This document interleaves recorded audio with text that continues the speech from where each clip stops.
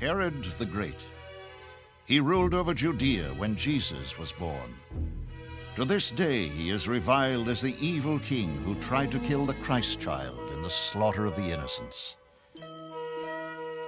Herod was furious, and he gave orders to kill all the boys in Bethlehem and its vicinity who were 2 years and under. Matthew 2:16. Yet, there is another side to this mad king. Herod the Great was the greatest builder in the history of the country. To this very day, the city of Jerusalem bears his stamp. Herod left behind magnificent monuments that still dazzle the eye 2,000 years later. But the secret to one of his greatest achievements lies hidden beneath the sea. Who was Herod the Great? A murderous madman, a brilliant king, or both? These are but a few of the mysteries of the Bible.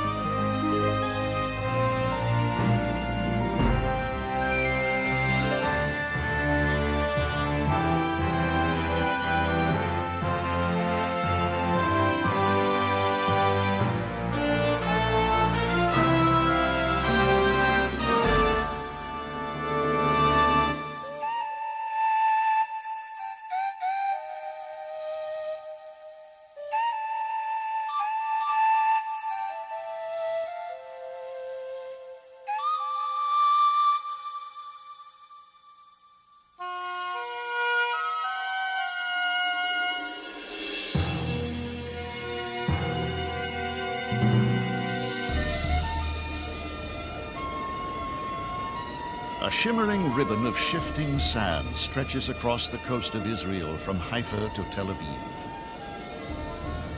Powerful winds blow in from the west. Strong currents make the waters treacherous. No present-day engineer would choose this exposed and rugged shore as the site for a harbor. But 2,000 years ago, a great king created a splendid port city here and made this place a crossroads of the ancient world. The centuries have worn away the splendor that once was. Yet these ruins still astonish us with their sheer magnitude. This was Caesarea Maritima, a city rich in history. Here stood the headquarters of the Roman governor, Pontius Pilate, notorious for condemning Christ to death. The apostles Peter and Paul preached here. One of the first Christian communities was founded in this place. For decades, archaeologists have sifted through the remains of this great city. Yet its ruins still hold many mysteries. Caesarea was named for Caesar Augustus, first emperor of Rome. But no Roman built this city. 2 decades before the birth of Christ, Caesarea was founded by Herod the Great, king of Judea. Why did he choose such an exposed coastline to build a major harbor? Herod purposely chose a place that was not suited for a city. So that Herod could show his greatness, because Herod conquered nature herself. Nature did not make this a place for a city. Herod did. Caesarea was the crowning achievement of Herod's 34-year reign. Even today, the city's spectacular remains bear witness to the pride and ambition of their creator. Just as Herod conquered nature at Caesarea, he also conquered destiny. For Herod, of all men, should never have been king. Herod was really, on the one hand, a person of great ability, on the other hand, a very strange, in fact, sick person. In terms of his ability, he was like the consummate politician. At the same time, he gradually turned his people against him. mostly because of what a maniac he was. He killed his own children and his wives, always out of fear that somebody was about to take over power from him. Nearly everything we know of Herod's life comes from a Jewish historian named Josephus, who lived a century after Herod's death. Josephus compiled a biography of the king as part of a lengthy history of the Jewish people. It was this account that first revealed Herod's surprising origins. Herod's father hailed from Idumea, a district south of Jerusalem, conquered by the Jews and forced to convert to Judaism about a century before Herod's birth. His mother's people in the eastern kingdom of Nabatea built the rose-colored city of Petra. She was an Arab princess. Was Herod considered a Jew? The question sounds simple, but in reality it's very complicated and depends in large part on whom you ask. So if you did not like Herod the Great, then you called him a half-Jew. You might even have called him a non-Jew. Herod's mixed blood should have forever banned him from the throne of Judea. But world events in the century before Christ would favor his rise to power.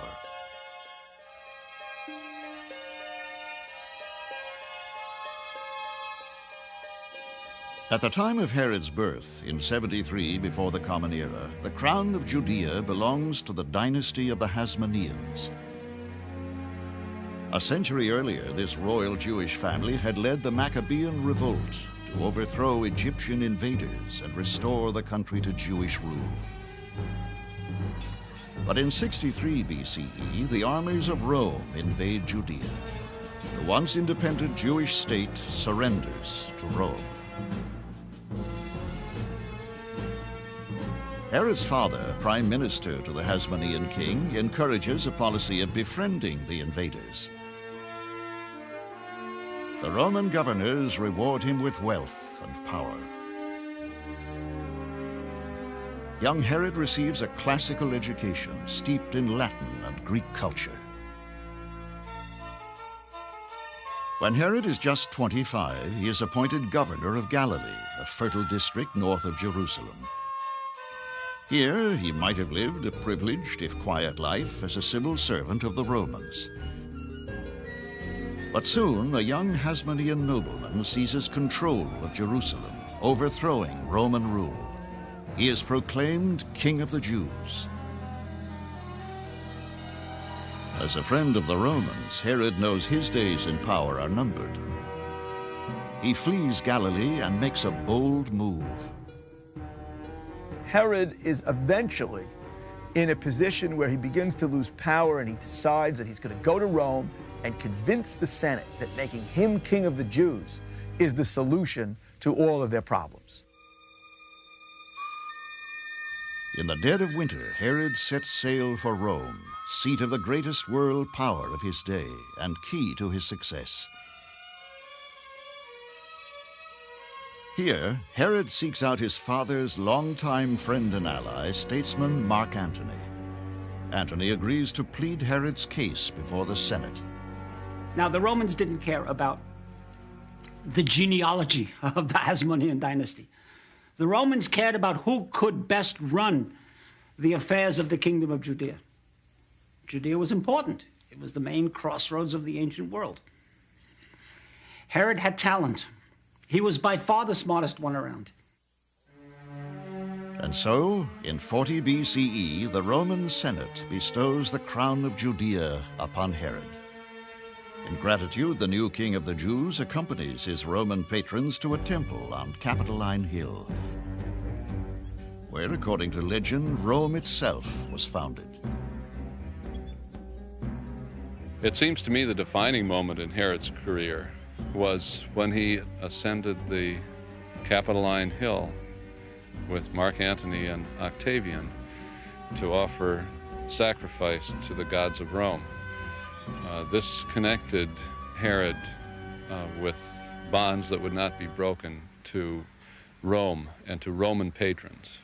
And this defined for me his entire career. With Rome's blessing, Herod returns to Judea to depose the Hasmonean king whose anti-Roman policies have spread throughout the country. A brutal war between Herod's armies and Jewish forces will last nearly 3 years. Finally, with the help of Roman troops, Herod captures Jerusalem against the wishes of the very people he aims to rule. Now the Jews that were enclosed within the walls of the city fought against Herod with great alacrity and zeal, for the whole nation was gathered together. Josephus, the Book of Antiquities.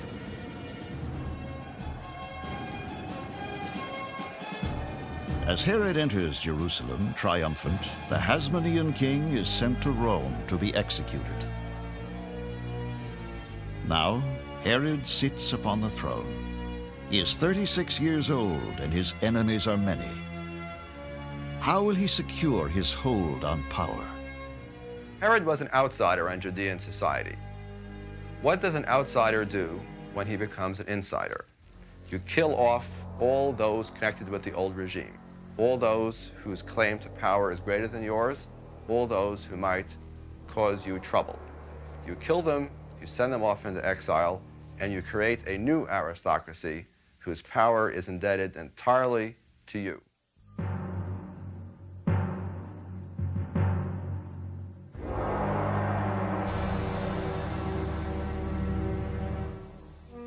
Some 15 miles northeast of Jerusalem, in a barren stretch of desert, lies one of the lowest spots on earth, Jericho. Situated in a valley almost 1,000 feet below sea level, Jericho is also one of the driest spots on earth. But a nearby spring turns the surrounding terrain into a green oasis, long renowned as an agricultural center. Jericho is no less remarkable for the archaeological remains that have come to light here. In the 1950s, excavations revealed the remains of a city nearly 10,000 years old, perhaps the oldest on Earth.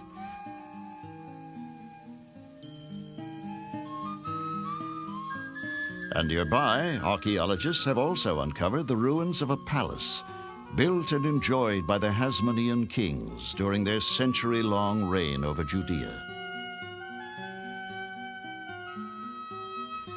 When Herod becomes king, he acquires this residence and adds his own distinctive flourishes.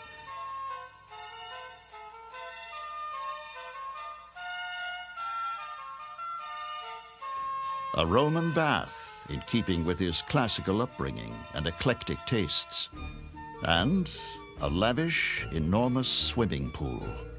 In this very spot, some 2,000 years ago, Herod would commit the first of many murders of his own family members. What mad drive for power could bring a king to kill his own kin? By Jewish law, the only legitimate heirs to the throne are the remaining members of the Hasmonean family. But Herod turns enemy into kin. He repudiates his first wife and marries a Hasmonean princess, Mariamne, granddaughter of the former king, impeccable in pedigree. Herod falls in love. The Mariamne story is a real soap opera. It has a heroine. We assume she's very beautiful. We have a husband who's passionately in love with her. We have jealousy, we have intrigue, we have sex. We have everything we need for a wonderful story.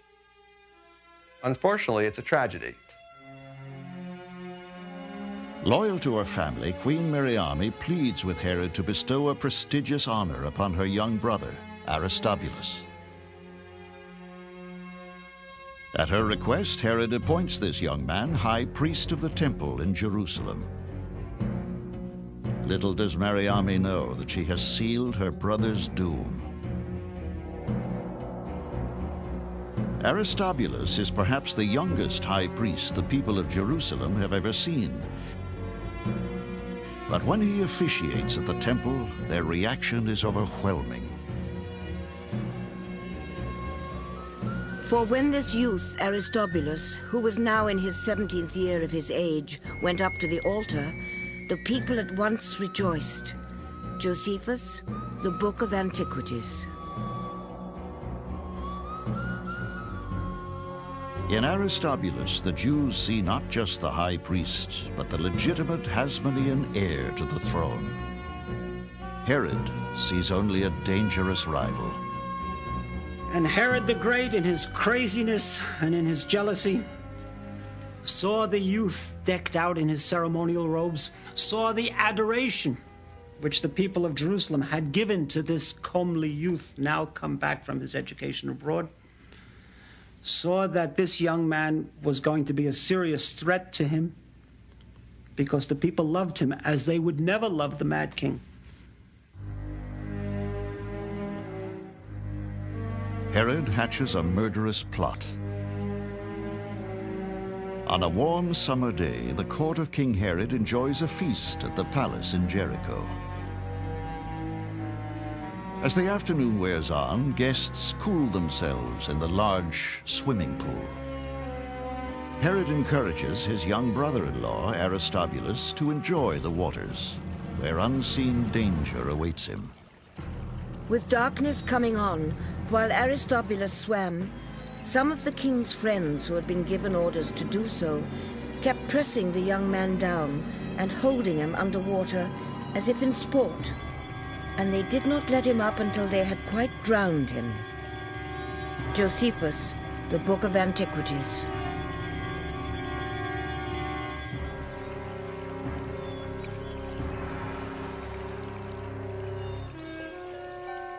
Mariamne knows only too well her brother's death was no accident.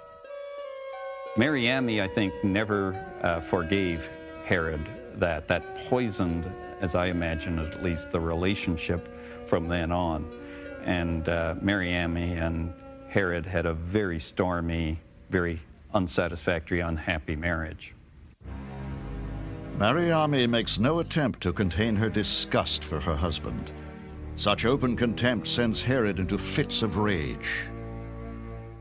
Herod the Great was so madly in love with her that he was unable to think clearly. He was unable to reason.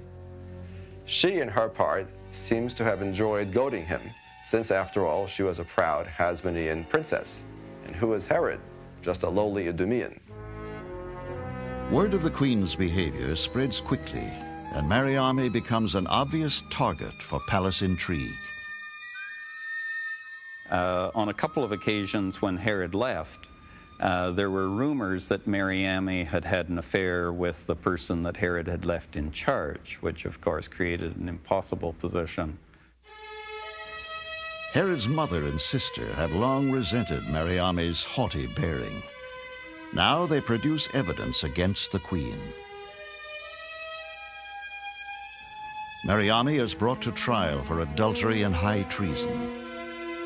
Whether she was indeed guilty remains a mystery. Only the outcome is clear. Herod makes a fatal decision and orders the execution of his beloved, the flower of Judea, who gave him 2 sons. As she dies, Herod descends into a living hell. He would frequently lament for her and call for her as if she was still alive. He had an inflammation upon him and a madness in his head. Josephus, the Book of Antiquities. Herod succumbs to a deep depression and abandons affairs of state, but only briefly. His endless ambition drives him on. He soon finds cause to order the execution of Mariamne's mother, and eventually nearly every male with Hasmonean blood in his veins. To produce his own heirs to the throne, Herod will take 8 more wives during his lifetime, though polygamy violates Jewish law. More than anything, Herod dreams of immortal glory. Now he sets out to make an impression that will last an eternity.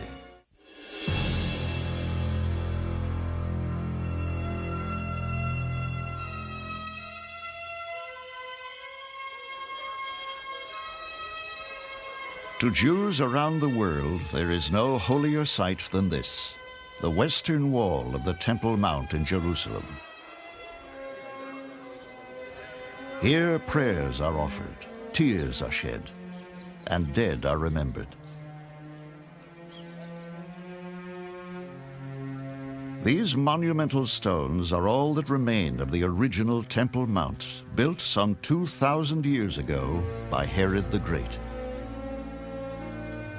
In all the things which Herod the Great built in the land of Israel, the most extraordinary of all these buildings was the Temple Mount in Jerusalem. It is, to this day, the largest religious structure ever made by one man in the history of the world. Here, the last holy temple in the history of Jerusalem once rose toward the heavens. Here, a young Jesus once listened to the priests. Here, he cast out the money changers in a rare display of anger. And here, Christ made a fateful prediction. Some of his disciples were remarking how the temple was adorned with beautiful stones. But Jesus said, "As for what you see here, the time will come when not one stone will be left on another. Every one of them will be thrown down." Luke 21. History would eventually confirm Christ's dire prophecy, but a great mystery would remain locked in these stones. Why did Herod, with his mixed blood and scant respect for Jewish law, build the most lavish holy temple Jerusalem had ever seen? For 5 long centuries, this temple has been worn by the footsteps of worshippers. By the time Herod becomes king, the Holy Temple shows the ravages of time. Herod the Great realized that a great king in a great city, in a great kingdom, needed a temple that was larger, more grandiose, more impressive than that. And he set out to build a temple that, in fact, would become a tourist attraction, a temple of which both he and his subjects would be proud. When the king announces his plans to rebuild the holy structure, his Jewish subjects are fearful. Could this simply be a ruse to get rid of their beloved temple?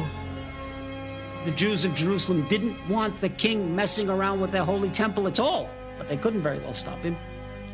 The story is that they wouldn't let him take away the old structure until he had completed the new structure around it. Herod promises he will not begin building until all the raw materials for the new temple are assembled. Preparations alone will take over 2 years.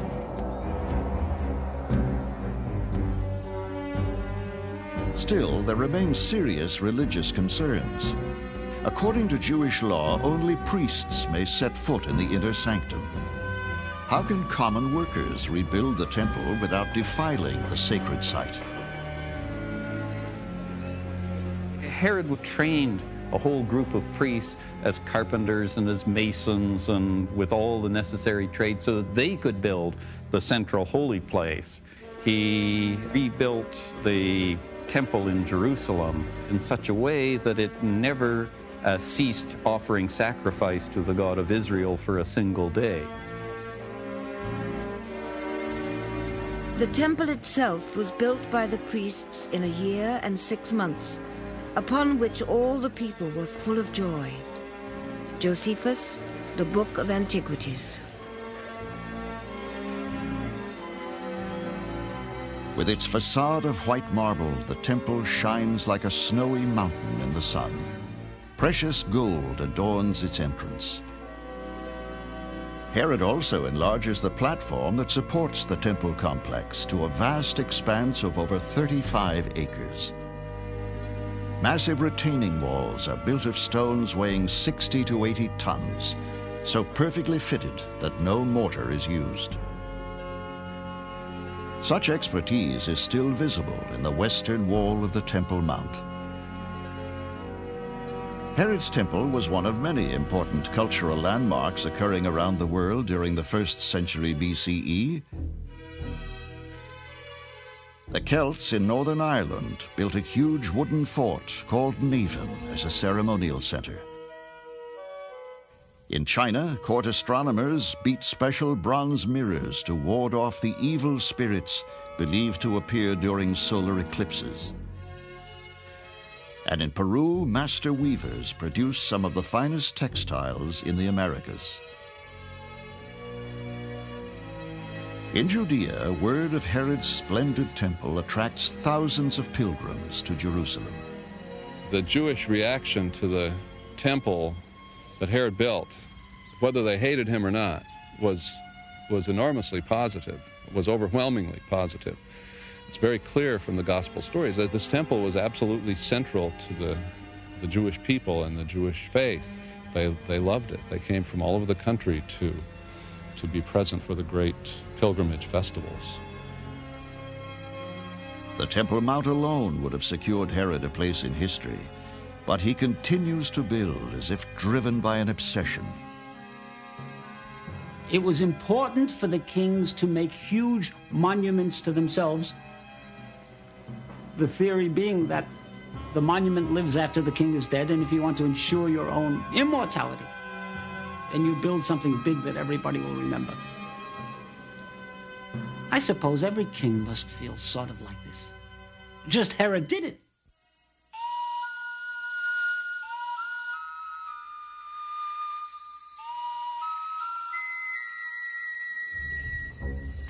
It is the year 22 BCE when Herod embarks on a monumental project that will occupy a decade of his life. He will build an entire city from the ground up. Herod's great achievement will be called Caesarea Maritima, in honor of the Roman Emperor Caesar Augustus. There's a suggestion in the accounts of Josephus that there was a little bit of rivalry between Augustus, the emperor, and Herod the Great. They all were great builders. It said of Augustus, for example, that when he came to power, Rome was a city of brick and he left it a city of marble. Well, Herod, I think, caught that sort of vision. Herod aims to impress the emperor by overcoming nature herself and creating an entirely man-made harbor on this exposed coastline. According to Josephus, Herod began by building 2 monumental breakwaters. But how did Herod's workers maneuver these huge stones? Such technological feats seem far beyond the capabilities of engineers in the 1st century BCE. Then, in the 1980s, a team of archaeologists from Israel, the United States, and Canada solves this mystery. The largest blocks in the breakwater are not stone at all. They are made of hydraulic concrete, a kind of concrete that pours and hardens underwater. The Romans had invented hydraulic concrete a century earlier when they discovered that a special mortar made of lime and volcanic ash hardens when it comes in contact with water. But the Middle East had never seen such technology. Herod imported the use of hydraulic concrete. It was nothing new in Italy, but it was totally unknown in this part of the world when Herod built his harbor. The archaeologists probably have learned more about the technology of using hydraulic concrete for harbor construction here than in any other site in the Mediterranean. How did Herod's engineers work with hydraulic concrete? Archaeologists have reconstructed a likely scenario. They built what we call single-use barges. Now, these are wooden barges that were built on or near the shore and were towed into position, then filled with hydraulic concrete so that the weight of the concrete caused them to sink to the sea floor. 2,000 years later, remnants of the barge's wooden frames are still embedded in the concrete or have left their impression there.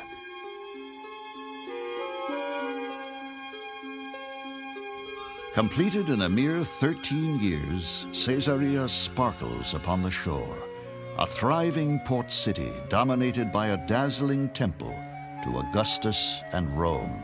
Warehouses along the shore house goods en route to and from Rome and the East. An aqueduct supplies fresh water from springs fully 9 miles distant. Not an inch of the vast waterway is open to the elements. City residents enjoy performances in a theater that seats 3,500. Caesarea is the crowning achievement of Herod the Great's ambition, completed in the king's 63rd year.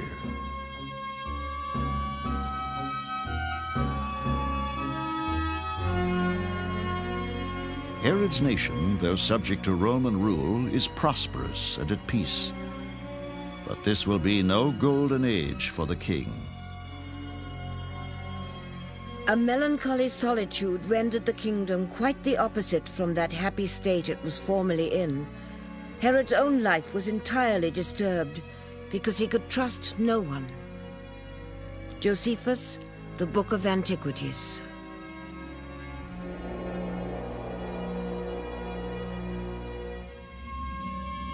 More and more, Herod retreats to the isolated palace fortresses he has built in the remote wilderness outside Jerusalem. Of these, Masada epitomizes his sense of style. Here, an exquisite palace built in 3 terraces seems to hang from the sheer cliffs. Mosaics, frescoes, and Roman baths provide all the pleasures of refined civilization in the midst of a savage desert. But this palace also reveals another side of Herod. There is something of the aesthete about Herod. He enjoyed beautiful places. He enjoyed entertaining his friends in remarkable settings. There's also a lot of paranoia visible in these buildings.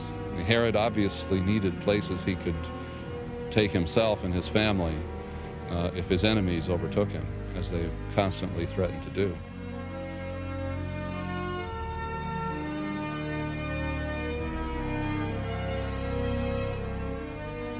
To protect his throne, Herod has murdered courtiers, priests, even his beloved wife. Now, near the end of his life, Herod may face the ultimate threat to his reign. In a place called Bethlehem, a new king of the Jews is born in a manger. This rival's name is Jesus.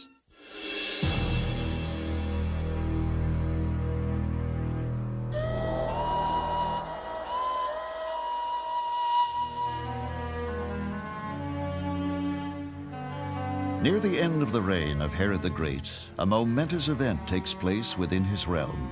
A child is born in Bethlehem. Today, in the town of David, a Savior has been born to you. He is Christ the Lord. Luke 2:10. Word of Christ's birth spreads quickly, attracting foreigners to Judea. After Jesus was born in Bethlehem during the time of King Herod, Magi from the east came to Jerusalem and asked, "Where is the one who has been born King of the Jews?" When King Herod heard this, he was disturbed. Matthew 2:3.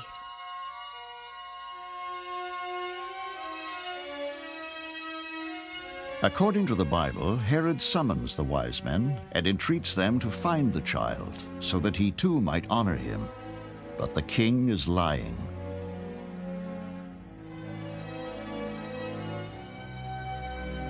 His real intentions are unveiled after the Magi find the Holy Family and Joseph has an alarming dream.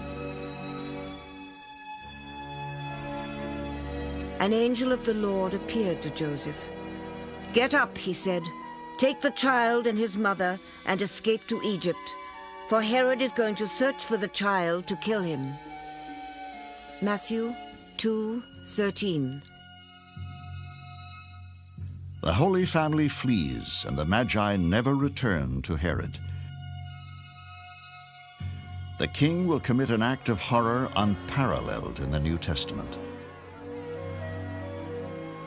When Herod realized that he had been outwitted by the Magi, he was furious and gave orders to kill all the boys in Bethlehem and its vicinity who were 2 years and under. Matthew 2:16. The Bible's account is the only telling of what has come to be known as the slaughter of the innocents. Even Josephus, in his detailed biography of Herod, makes no mention of this crime. Is it possible the atrocity never occurred? My own guess is that the account is a legend more than history. My guess is that Herod didn't know that Jesus had been born and had no reason to try to find him and to get rid of him. Perhaps Herod's reputation as a cold-blooded executioner helped make the story believable. Herod the Great was paranoid. Herod the Great did kill off his opponents. Herod the Great was afraid of rival claimants to the throne. Those elements are true, and those elements, I think, are the building blocks of the story. The suspicions that have tormented Herod throughout his life accompany him into old age. He has married 10 times. Now, half a dozen sons jostle for succession. 2 adult sons by his beloved Mariamne, Alexander and Aristobulus, would seem to be the heirs apparent to the throne with their royal Hasmonean blood. But they treat their father with equal parts of hatred and fear. They obviously did not like Herod. They were, of course, profoundly opposed to his execution of their mother many years earlier. And there seems to have been a mutual hostility between Herod and these 2 children, even though they offered the best hope for an orderly and peaceful succession to Herod after he died. Like their mother, Mariamne's sons become the targets of palace intrigue.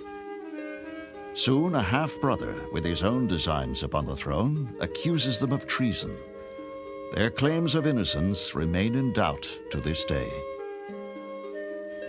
It's not completely clear that these 2 sons are completely innocent.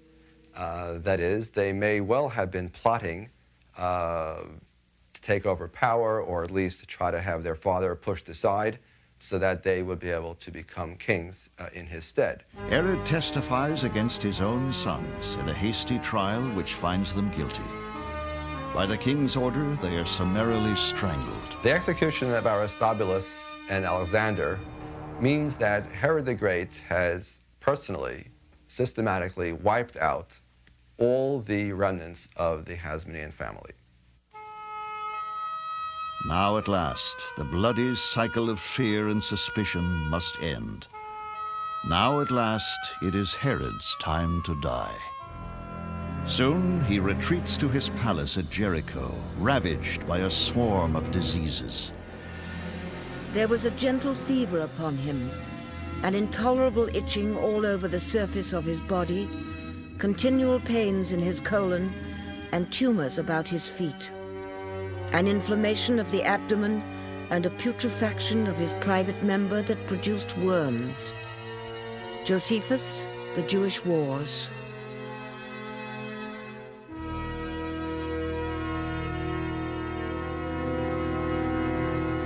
Herod knows he is dying and orders that preparations be made for a grand funeral at a place called Herodium. Here, 8 miles south of Jerusalem, Herod had accomplished yet another engineering feat. He had reshaped an entire mountain. Within its summit, he built an unusual circular palace. The luxurious living quarters included a Roman-style bath and garden courtyard once stocked with exotic plants. In life, Herod has made of Herodium a pleasure palace. In death, he will make it his tomb. Even on his deathbed, Herod retains an iron grip on power. He orders the execution of his eldest son, already imprisoned for treason. He was never too sick to secure his kingdom. And in the end, he ordered the arrest of the noble men, of the important men of every village in Judea, with instructions that when he, Herod, were to die, they would kill the lot of them, so that the people of Judea who wouldn't mourn his death would have something to mourn about. Only days after issuing this dreadful command to kill thousands of noblemen, Herod dies. His final order is mercifully ignored, and the men are released. All Judea rejoices. It is the year 4 BCE.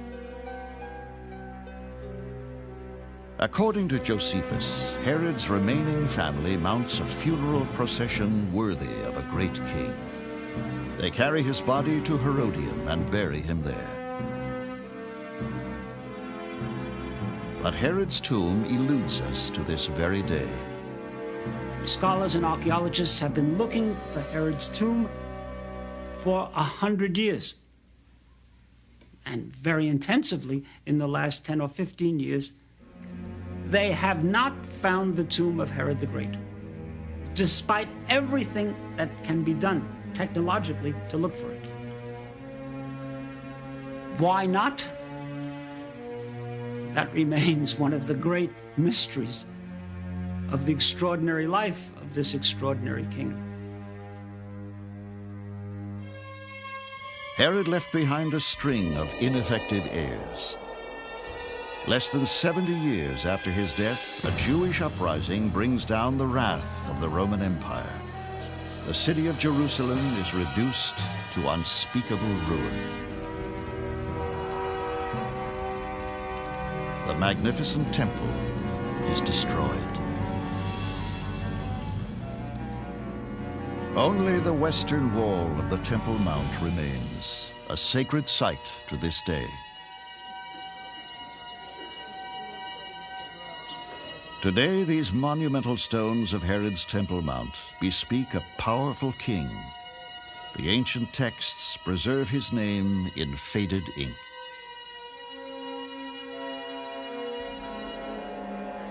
He combined Roman politics, Greek culture, Eastern savagery, and Jewish sensitivity in a way which makes it almost impossible to grasp what this man must have been like.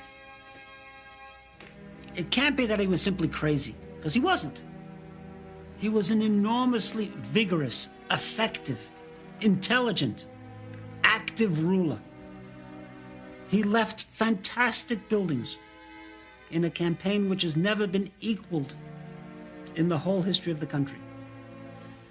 And yet, in the end, the heart of his being remains mysterious. In the end, the man was greater than our attempt